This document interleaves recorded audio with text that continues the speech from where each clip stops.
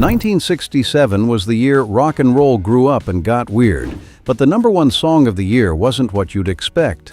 Can't you see I got to get back to my baby once more? Anyway. The Beatles were locked away in Abbey Road studios, creating what many consider the greatest album ever made, while a Scottish singer named Lulu was quietly dominating the American charts with a ballad from a Sidney Poitier film. And weak from strong, that's a lot to learn. In Memphis, a song about betrayal and gossip was being recorded multiple times by different Motown artists, and nobody could agree on which version to release.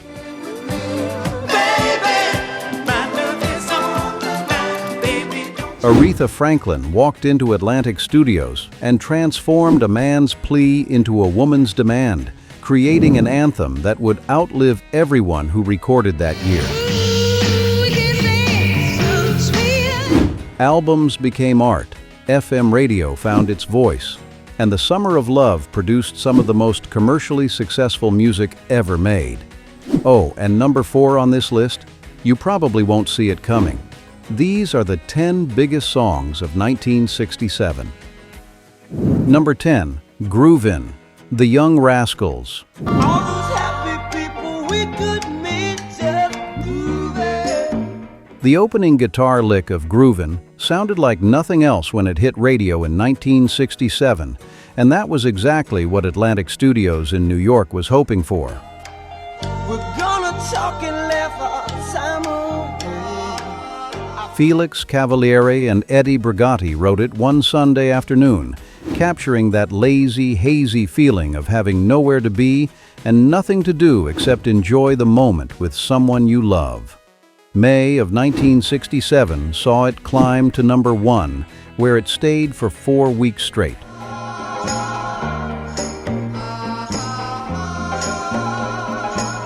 Producer Arif Mardin helped the band create that distinctive laid-back groove, with Cavalier's electric piano floating over a rhythm section that never rushed a single beat. The Summer of Love needed a soundtrack, and this song became impossible to separate from those 3 months. The Young Rascals had built their reputation as a blue-eyed soul band, but Groovin showed they could do more than copy their influences.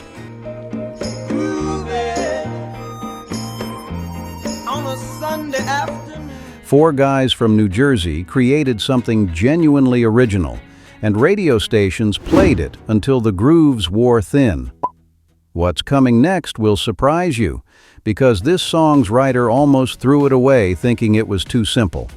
Let's hear it. Number 9, Windy by the Association. Everyone knows it's windy. July of 1967 brought Windy to the top of the charts, and the Association spent over 40 takes at Western recorders in Hollywood trying to nail those intricate vocal harmonies. Has wings to fly above the clouds. Producer Bones Howe demanded perfection, which meant 3 full days on the backing vocals alone.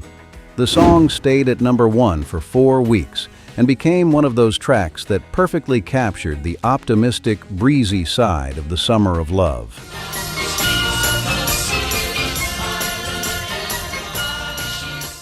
Ruth Ann Friedman wrote it as a much slower folk ballad, but the Association completely rearranged her vision. Those distinctive harpsichord parts got added, the tempo came up, and what emerged was an up-tempo pop gem that sounded nothing like Friedman's original conception. And windy has wings to fly above the... She walked away with about $15,000, substantial money in 1967, though she'd later wish she'd kept the publishing rights. The Association had their biggest hit, even outperforming Cherish, and Oldies radio has kept it alive ever since. It was to touch your face, your hands, and gaze into your eyes. The next song runs under 2 minutes but became one of the year's biggest hits. That's how powerful it was.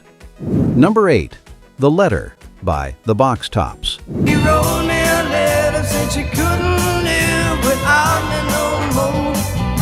American Sound Studio in Memphis recorded The Letter, with a 16-year-old lead singer named Alex Chilton, and you can hear the youth in his raspy, urgent vocal. Wayne Carson Thompson wrote the entire song in less than an hour, and producer Dan Penn kept every bit of that raw energy in the final track. The opening guitar riff hits, Chilton tears into the vocal, and before you know it, the whole thing is over in under 2 minutes. Give me a ticket for an aeroplane. Ain't got September brought it to number 1, where it stayed for 4 weeks, and what made it remarkable was how different it sounded from everything else on the charts. This wasn't Motown Polish or California Sunshine Pop coming through your speakers. Listen, mister, can't you see I got to get back to my baby once more? Anyway. Memphis Grit, recorded fast and released faster, gave it an almost frantic energy that came partly from the sped-up tape. RCA. Victor Rush released it, and within weeks you couldn't escape it. The box tops would have other hits, but nothing ever matched the lightning-in-a-bottle quality they captured that day.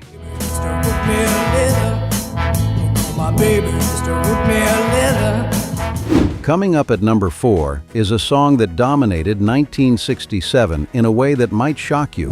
Number 7, Light My Fire by The Doors. You know that it would be untrue. You know that I would be a liar. Sunset Sound Recorders in Los Angeles was where The Doors created what would become the definitive sound of 1967's psychedelic movement, though they had no idea what they were starting.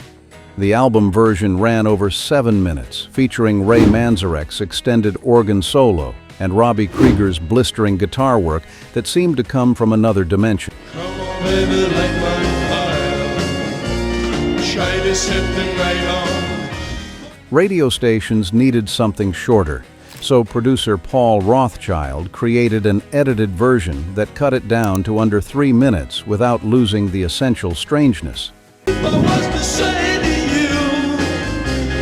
Girl, we couldn't get much higher. July of 1967 saw it hit number 1, landing right in the middle of the Summer of Love, when audiences were most receptive to Jim Morrison's provocative lyrics. Some stations banned it, and when The Doors appeared on The Ed Sullivan Show, Sullivan specifically asked them to change the words.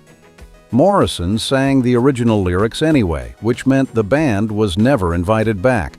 Robbie Krieger was only 21 when he wrote it, basing the whole thing on a combination of blues progressions and the Indian music that was influencing every band with any ambition that year.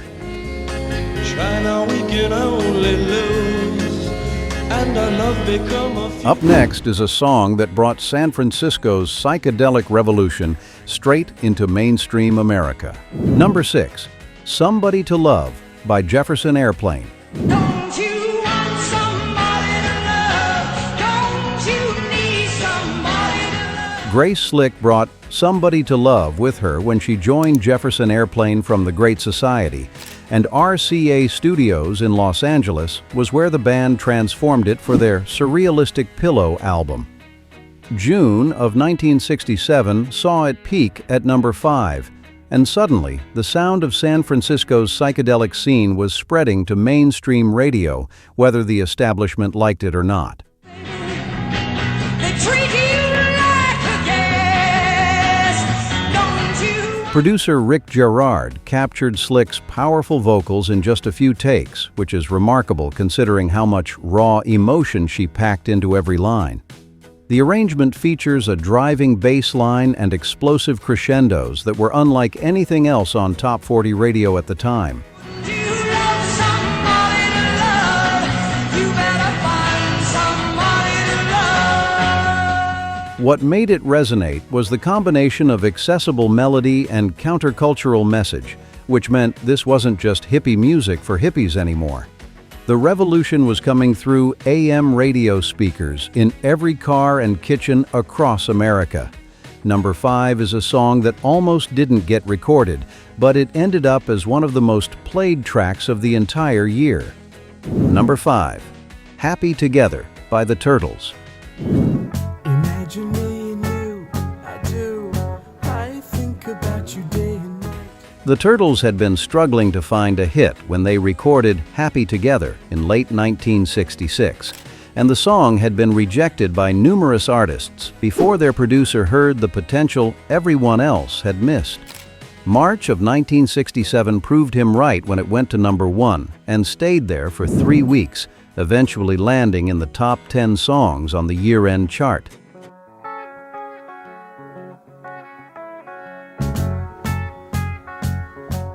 That distinctive harpsichord intro announces the song before the vocals even start, and when Howard Kaylan and Mark Volman deliver those harmonies with such precision, you understand why it sounds as fresh today as it did 57 years ago. One for me is you, and you for me, so happy together. The Wrecking Crew provided the instrumental backing, giving it that polished, professional sound that defined the best pop records of the period.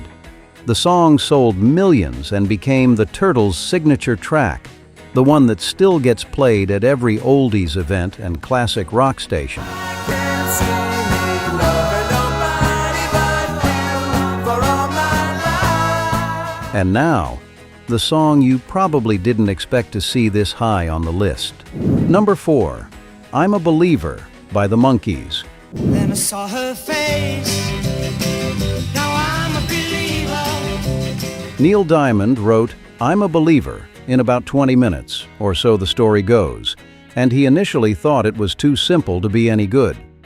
October of 1966 saw the Monkees record it with session musicians from the legendary Wrecking Crew, and when it was released that November, it became one of the fastest-selling singles in history. Seems the more I gave, the less I got. December 31st, 1966 saw it hit #1, where it stayed for 7 weeks into 1967, making it the biggest-selling single of the entire year. Mickey Dolenz delivered the vocal with such conviction that millions of kids never questioned whether the Monkees were a real band, and the debate about manufactured groups versus organic artists became irrelevant in the face of those sales figures. 10 million copies sold worldwide, and Billboard ranked it as the #5 song of 1967 on their year-end chart. Even Paul McCartney later admitted he was jealous of how catchy it was, which tells you everything you need to know about the song's power. Now I'm a believer. Not a trace. The next song has one of the strangest release stories in Motown history, and it almost never came out at all. #3, I Heard It Through the Grapevine by Gladys Knight and the Pips. Oh, I love you more. It took me by surprise, I must say. Norman Whitfield and Barrett Strong wrote I Heard It Through the Grapevine in 1966, and what followed was one of the strangest stories in Motown history. Smokey Robinson and the Miracles recorded it first, then Marvin Gaye cut his version. But Berry Gordy at Motown refused to release either one because he thought the song was too bluesy and lacked hit potential. Baby, these tears I can't hold inside. June of 1967 finally saw Gladys Knight and the Pips record it, and that version got released in September after sitting on the shelf for months. Hitsville, USA in Detroit was where the legendary Funk Brothers laid down one of the most ominous grooves in soul music history, and Gladys Knight's vocal performance conveyed hurt, anger, and desperation all at once. December of 1967 saw it peak at #2, held from the top spot by the Monkees' Daydream Believer, which must have frustrated everyone at Motown. The song became Motown's biggest-selling single up to that point, and a year later, Marvin Gaye's version was finally released and became even more successful, though many soul purists still argue that Gladys Knight's original interpretation has never been matched.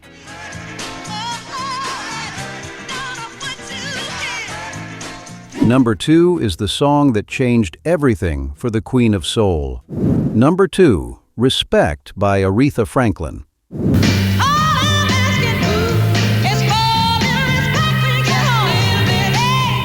Otis Redding wrote Respect and had a modest hit with it in 1965, but February 14, 1967 saw Aretha Franklin walk into Atlantic Studios in New York and completely transform it. Producer Jerry Wexler watched as Aretha turned what had been a man's plea into a woman's demand, adding the R-E-S-P-E-C-T spelling breakdown and changing the arrangement until Otis Redding himself would later say the song belonged to her now. What it means to me, R-E-S-P-E-C-T, take it T-C-T, ah! The Muscle Shoals rhythm section provided the foundation, while backup vocals from Aretha's sisters Carolyn and Irma Franklin gave the song an energy that was absolutely electric. April 10, 1967 saw the release, and by June 3rd it had climbed to #1, where it stayed for 2 weeks. 2 Grammy Awards followed, but more than that, the song became an anthem for the civil rights movement and the emerging women's movement. Aretha became the Queen of Soul with this single track, and she'd hold that title for the rest of her life.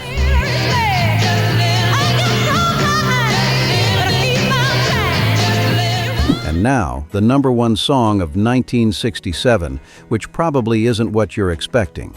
#1, To Sir with Love by Lulu.